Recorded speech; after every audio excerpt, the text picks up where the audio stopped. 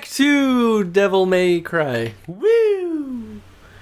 No fall damage because I'm a weird demon-y thing. Weird demon-y things. I just noticed, is your little, target reticle a circle of flames? Yes. That also represents their health? Yep. That's a little clever, but also weird. I feel like... Actually... I've come to the realization after noticing that, too, that the colors in this game are very highly saturated.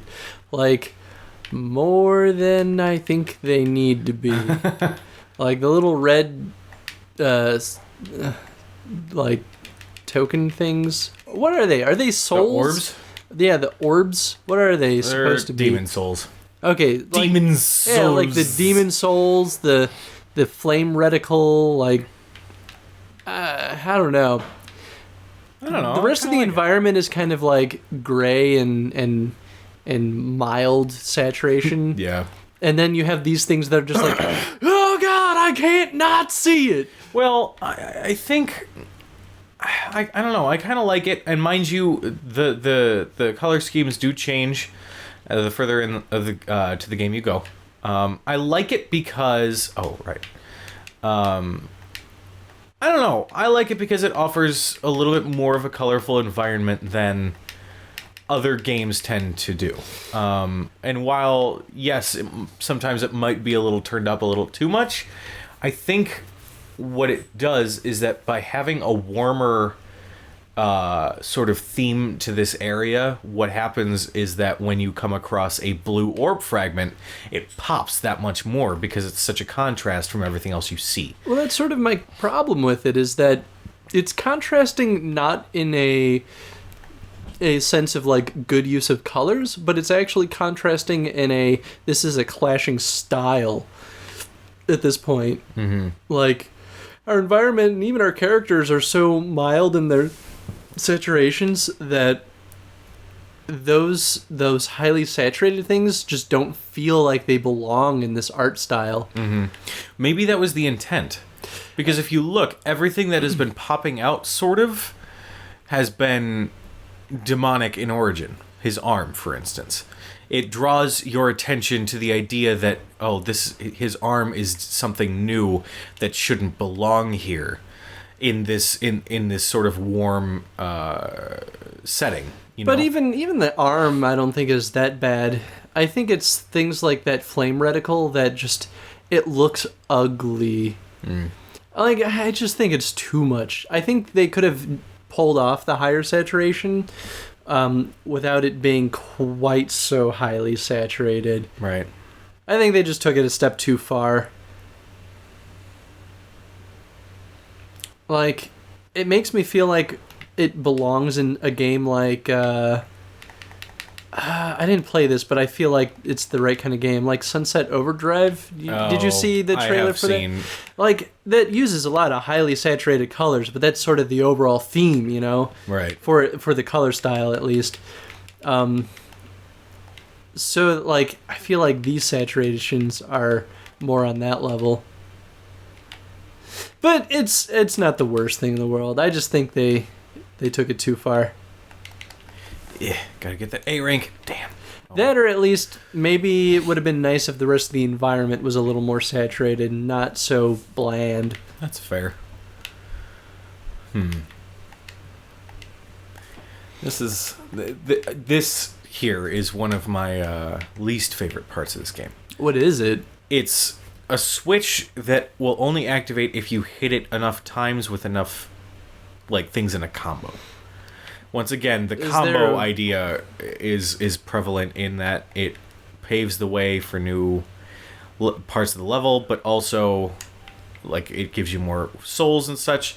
It's pushing that action game aspect. It seems like it ends up being just a waste of time, though. It kind of is. That's my one of my complaints about these games, is that is something that has sort of become part of the series in general. That's a little frustrating. It almost seems lazy, you know?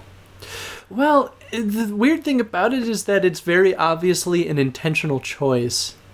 Yeah. Because they could have made it a one-hit activation, Yeah. But they chose to give it more health, I guess. Yeah. I don't know, it's weird. I mean, could you have activated it while enemies were around? Yes. So I suppose that's the reason, is that they don't want you to just activate it and flee from all the enemies.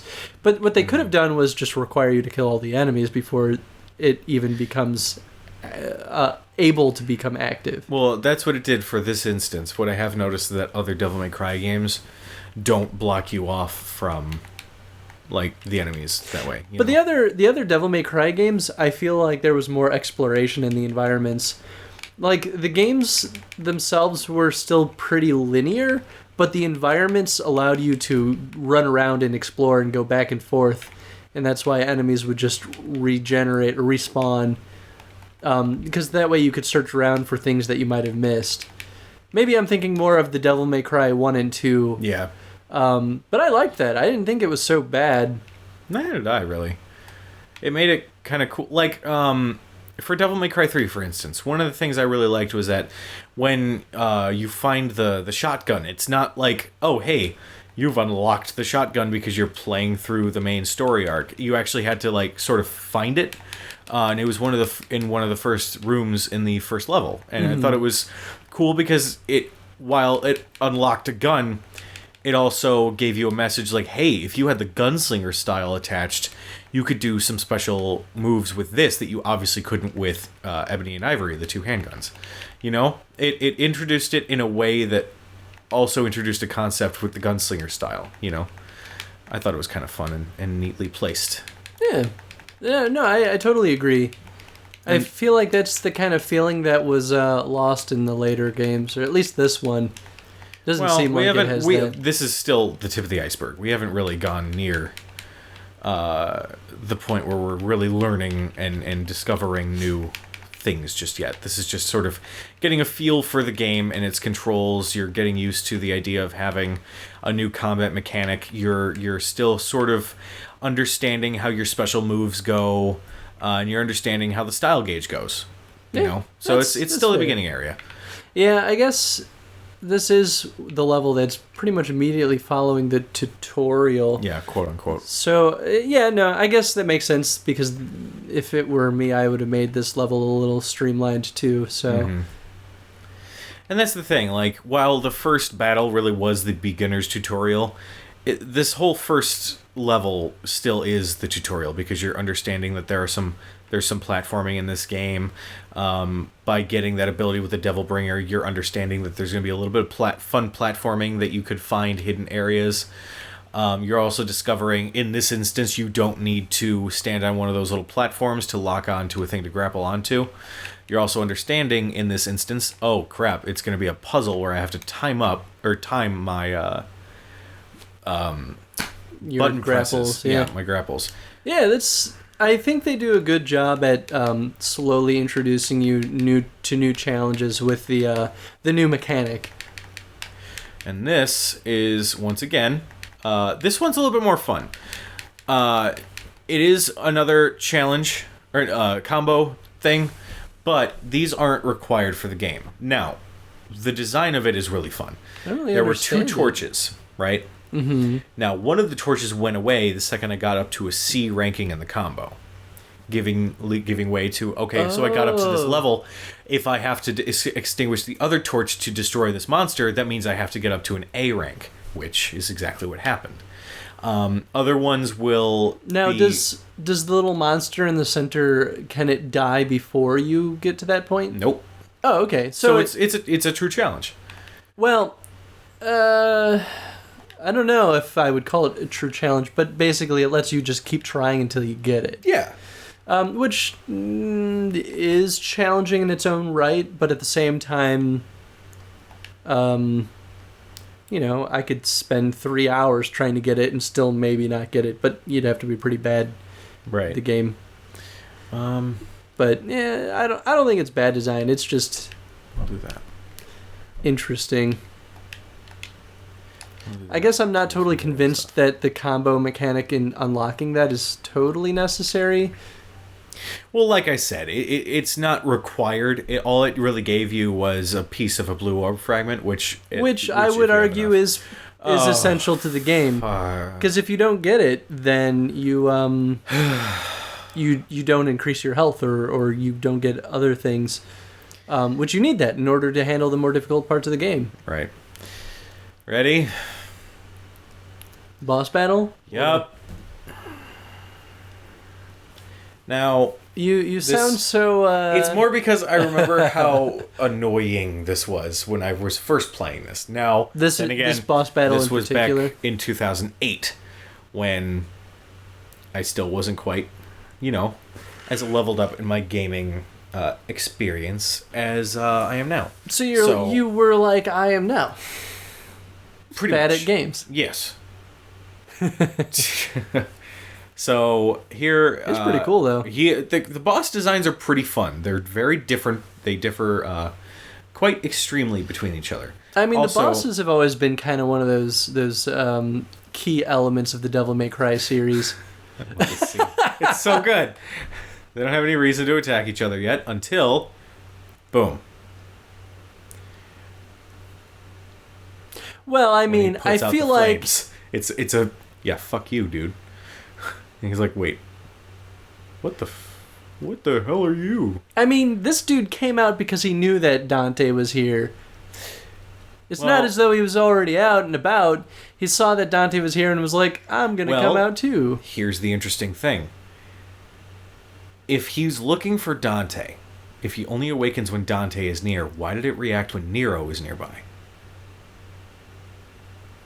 Here's a little plot question. Oh, wait, yeah, that's what I mean. It's something that is revealed further in. It's hinting at, wait, how the hell... Why am I coming out for you? You're not who I'm looking for. But you have something that's drawing me to you.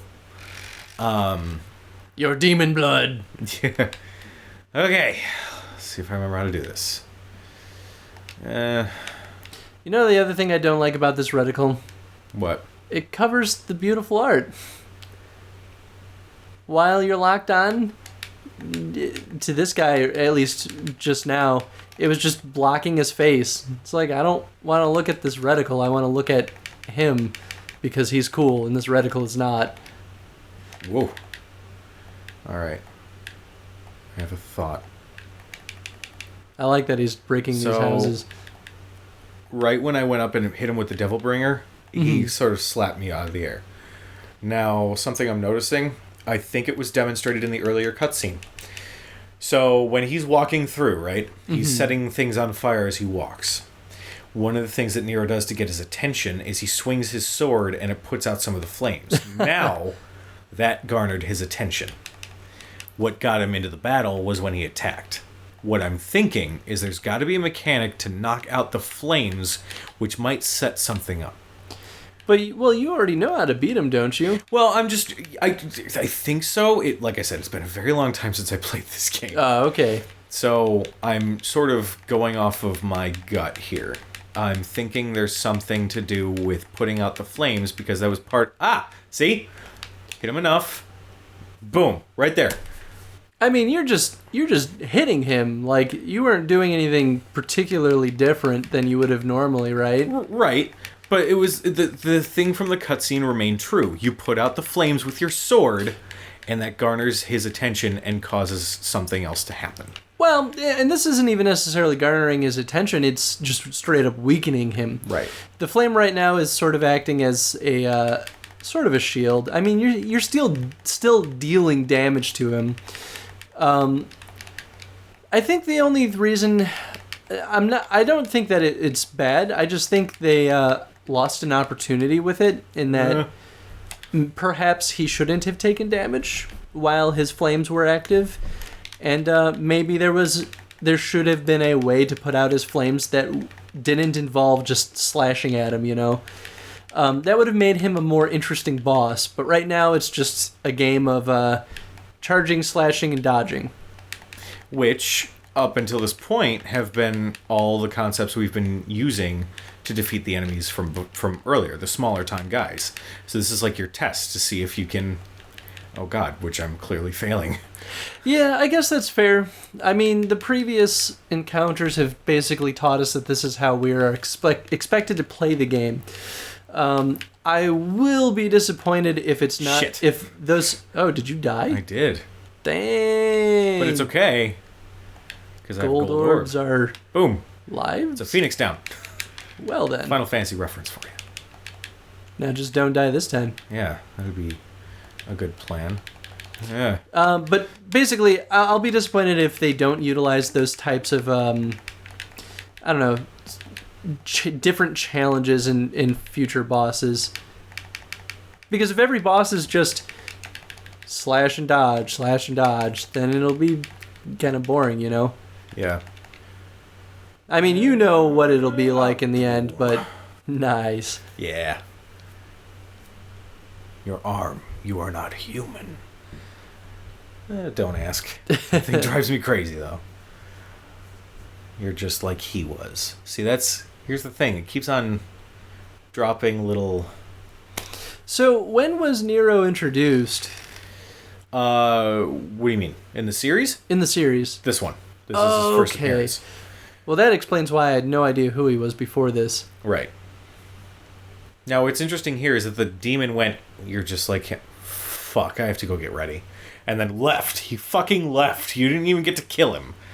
Which is like, what the fuck, dude? I mean, to be fair, I feel like most anytime you're fighting anything with any kind of intelligence, generally if they're losing, you would flee, right? Yeah. Like, most games are kind of silly in the sense that they stay until they're dead, even when it's obviously not going their way. Yeah, that's true. So I actually kind of appreciate that. Yeah. Because he's A, powerful, we know that he held his own in the battle, and B, he knows when he needs to dip out and come back and fight you again. And it also implies that he has to go and prepare himself, which means that if we fight him again, there's going to be new mechanics and new attacks from him. Oh, yeah. To then worry about, you know? Is this the end of the mission? Yes, once I go through here, I believe. Yep. Oh, hey. Quit shooting the screen, Chris. Pow, pow, pow. You get it, 'cause Pow. it would look like Pow. that. Hey, look. Stylish. You got an A. That's right. Hey. Dang. You so styling. Holy crap, I got a lot of Brave Souls here. Jeez, man. Calm down. New combos. Bring it. Anyway, that is the first, technically the first official level. Cool. Well, that's all we have for this episode. Yeah. How many levels are in this game? Lots. All right, so this is going to be a long series. Yeah. Well, we'll see. Excuse me. I don't even know what I choked on. We will see you in the archives. Woo! It was just like dry throat. Ew, gross. Yeah, right. You gross.